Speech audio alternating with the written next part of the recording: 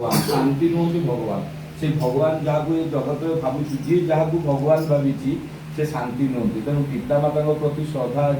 भल पाइबा पिला काली जो जोगाड़ कर केते कष्ट से बाड़ी ठे कले से सफा कले ये पुणी सफा कले माने कारणवश तो अन्य गुरु भाई मैंने 14 चंदनपुर भाई मैंने आसते आज भगवानपुर मेलन चंदनपुर भाई मैंने आसीपारे जहाँ आम भाई माँ मैंने जी अच्छु से परम पिता निकट में बापांकर से जो 26 वर्षर आत्मा से ठाकुरंकर सानिध्य लाभ करू यही मोर प्रार्थना। ठाकुर गोटे कहुच्छी पिता स्वर्ग पिता धर्म पिता ही तपर नंदना पितृप्रीति बसारी आने सबु देवता गुण पिता भल पाइबा आम जो मान बापा बंची चली जाइए भी भल पाइबा आसिले ठाकुर यहाँ कहते पिता स्वर्ग पिता धर्म पिता ही तपर नंदना पितृप्रीति पिता प्रति भल पाइबा प्रसारी आने सबु देवता वंदना सबु देवता भी भल पाइबा गोटे निजे मो बापा को जब मुझे भल न पाई पारि देवता को भल पाई पारि यहाँ ठाकुर पाड़ी आह्वान बनी दिया हुए आम तो अनेक कथा अच्छी गोटे गोटे प्रति आत्मा चलीज ये पाखे गोटे जो बसंत पाटना डाकू भाई सी चलीगला आमरी बयस लोक वर्ष 2 वर्ष साना बड़ देखो बहुत कम बस आम भी दिने चलीजा कि ये आत्मा चली जाए आत्मार गति पृथ्वीवाद आम ऋतिक जी कहते गोटे साइंस परीक्षा कला ये आत्मा प्रकृत जाऊँगी कड़े ताकू गोटे काच जार भितर माने रखागला गोटे लोक को से प्रकृत चली जाबार किसी समय पूर्व प्रकृत जाऊँगी कड़े देखागला जे तार जो जीवनटा जाऊँगी गोटे एआर सदृश्य कि धूआं सदृश्य गोटे जिनस उड़ी जाऊँगी देखागला मैंने से देहर प्राण चली जाऊँगी आत्माटा अन्य घटक जो जाऊँगी से भाया जो प्रत्येक आम जो आत्मा चली जाए प्रति 14 दिन जाए से आत्माटा आम पाखे घर पाखापाखि बुले आम अनेक भी परीक्षा कर नना चली कुकुर गाई छेली मेंढा बिराड़ी रूप से आम घर पाखे बुलुथो देखिए जार बाबा माँ चली जाऊँगी सी गोटे आत्मा भाया पाखे बुलुथो से समस्त अनुभव करें से आत्मार गति सद्गति हेल्ले भल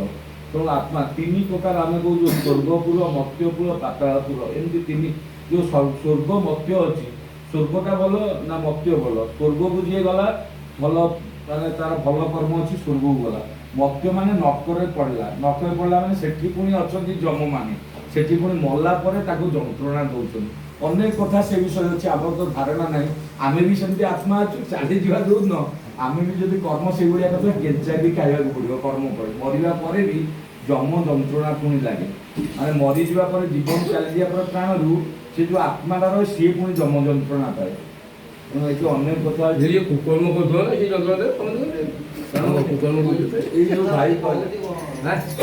भाई जो कहले कर्म से जो मान गीता श्रीमद भगवत गीता जहाँ समस्ते मानती श्रीमद भगवत गीता तादे कर्म जुगर अच्छी माने कर्म कौन से ज्ञानी लोक मैंने भी विचलित हो आम प्रकृत कौन आसमें आम खाली माया संसार पड़ी किसी रोजगार कर बंची या भावी कि आम जो माँ पेटी आसलु हाथ जोड़ी तुमरी कम कर प्रभु मुझे बाहर गले तुमरी कम कर हाथ जोड़ी समझे जन्म होती अनेक परीक्षा माने बहुत ये जो भागवत पुराण भी जिनस अच्छी जन्म है समय कहे आम तुमरी कम करूँ पृथ्वी पृष्ठ को आम माँ गर्भ आसुरी तलू को आसला ये जो माया संसार आम संसार कलु माया भर पड़ी किए केते प्रकार रोजगार खराब कम ही कर किंतु कर्मटा एमती हवा दरकार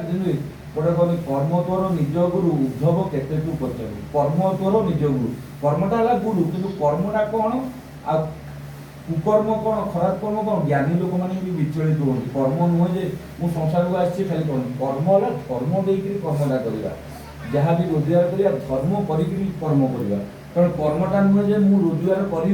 कि माने कर्म तो सब कर्म से कर्मटा भी ज्ञानी विचलित होती कौन कर्म मो कौन मु जन्म माँ पुत्र आसी कौन करी संसार करी किसी विपद चली जाऊँ सेटा आम भर से विवेक ज्ञान बुद्धि आसो ये सतनाम देखते पुरुषोत्तम से जब नाम आम मनन करवा आम भर गोटे बुद्धि विवेक ज्ञान आसो प्रकृत मोर कर्म कौन मो स्त्री कौन कर्म करी मो बापा माँ कौन कर्म करी ठाकुर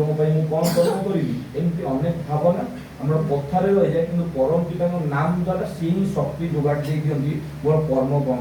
ପ୍ରକୃତ କର୍ମ ମୋତେ ପ୍ରତିଦିନ ସକାଳୁ ନୂଆ ଜୀବନ ଆରମ୍ଭ ପୂର୍ବରୁ ମୋତେ ଦେଖାଏ। ମୁଁ ଯଦି ତାଙ୍କୁ ଭଲ ପାଇ ଚାଲେ, ତାଙ୍କୁ ଟିକେ ନାମ କରେ, ହୃଦୟରେ ତାଙ୍କ କଥା ଦିନରେ ଟିକେ 4-6 ଥର 8 ଥର 15 ଥର 50 ଥର ଭାବିପାରେ ଦିନରେ, ତେଣୁ ସେ କର୍ମଟା ଆସେ। ଆମେ ସମସ୍ତେ ଅଭ୍ୟାସ କରିବା ଯେ ସେ ଯେଉଁ ପରମ ପିତା ନାମ ଦେଇଛନ୍ତି, ଆଜି ଯେଉଁ ଆମେ ସତ୍ସଙ୍ଗ କରୁଛୁ ସେଇ ବିଧେୟ ଆତ୍ମାର ସଦ୍ଗତି ପାଇଁ ବା ସେ ଆତ୍ମା ଭଲସେ ରହୁ। ସେ ଭକ୍ତ ଲୋକ ଥିଲେ, କୈଳାସ ଭାଇ ଭକ୍ତ ଲୋକ, ସେ ଯେଉଁ ସତ୍ସଙ୍ଗର ଆଶ୍ରୟ ଦେଇଛନ୍ତି, ଭାଇମାନେ ନ ଆସିପାରିଥିଲେ ବି ଆମେ ସମସ୍ତେ ଗୋଟେ ପ୍ରେମ ଆଶ୍ରୟ ଅନୁଭବ କରୁ। ସେଇ ପରମ ପିତାଙ୍କ ଇଷ୍ଟଙ୍କ କାର୍ଯ୍ୟରେ ଆମେ ଲାଗି ରହିବୁ। ଏଇ ଜୀବନଟା ଏଇ ସମୟ ଅଧଘଣ୍ଟା ଯେଉଁ ଘଣ୍ଟାଏ ହେଲାଣି, ସେଇ ସମୟରେ କିଏ ରୋଷେଇ କରୁଥାନ୍ତା, କିଏ କ'ଣ କରିଥାନ୍ତା, ମୁଁ ହେଲେ ଜନସେବା କେନ୍ଦ୍ରରେ କାମ କରିଥାନ୍ତି, ସେ ଗଣେଶ ଭାଇ ମହାରଣା କାମ କରିଥାନ୍ତା। ଯାହା ପରମ ପିତା ଯୋଗାଡ଼ କରିଛନ୍ତି, ଆମେ ସେଇ କାମରେ ଯୁକ୍ତ ହେଲୁ, ଆନନ୍ଦ ପାଇଲୁ। ଆମର ପ୍ରକୃତରେ କର୍ମ, ବାସ୍ତବିକ କର୍ମ, ସେଇ ଧର୍ମ ଦେଇକି ଯିଏ କର୍ମ କରେ ସେ ପ୍ରକୃତ ଏଇ ଜନ୍ମରେ ହିଁ ଉଦ୍ଧାର ପାଏ। ତେଣୁ ଧର୍ମ କ'ଣ, ଅନେକ ଠାକୁର କଥା କହିଛନ୍ତି।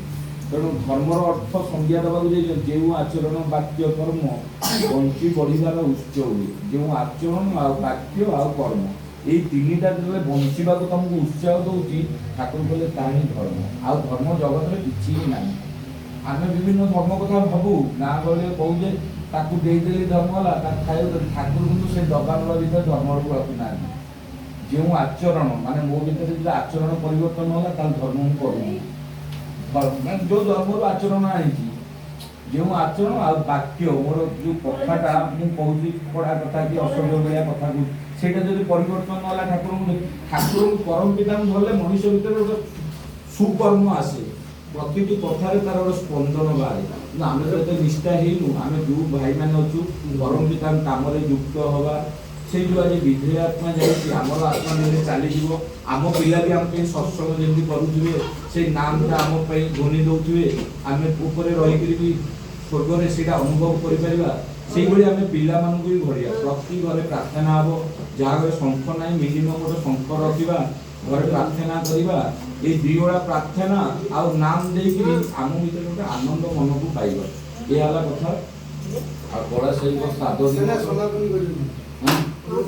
କାମ ଆମର ସତ୍ସଙ୍ଗର ବି ଟାଇମ୍ ଟିକେ ଓଭର ହେଇଯାଇଥିଲା, ଆଜି ଆରମ୍ଭ ହେଇଥିଲା, ସମୟ ବି ଅତିବାହିତ। ଆଉ ସମସ୍ତଙ୍କୁ ଅନୁରୋଧ କରେ ସେଇ ପରମ ପିତାଙ୍କ ସହିତ ଯୁକ୍ତ ହୋଇ ଚାଲନ୍ତୁ, ତାରି ଭିତରେ କର୍ମ କରନ୍ତୁ, ସମସ୍ତେ ଶାନ୍ତି ଆନନ୍ଦ ପାଆନ୍ତୁ, ନିରୋଗୀ ରୁହନ୍ତୁ। ଆଉ ସମସ୍ତ କଲ୍ୟାଣ ନିମନ୍ତେ ଠାକୁରଙ୍କ ପାଇଁ ପ୍ରାର୍ଥନା ଜଣାଏ। ଆଉ ସେଇ ବିଧେୟ ଆତ୍ମା ଯେଉଁ ଚାଲିଯାଇଛି ଭାଇଙ୍କ ବାପା ଶରତ ଭାଇ ଦ୍ୱାରା, ତାଙ୍କର ବି ଠାକୁରଙ୍କ ପାଖରେ ଲୀନ ହୁଅନ୍ତୁ। ଏଇ ପରମ ପିତାଙ୍କ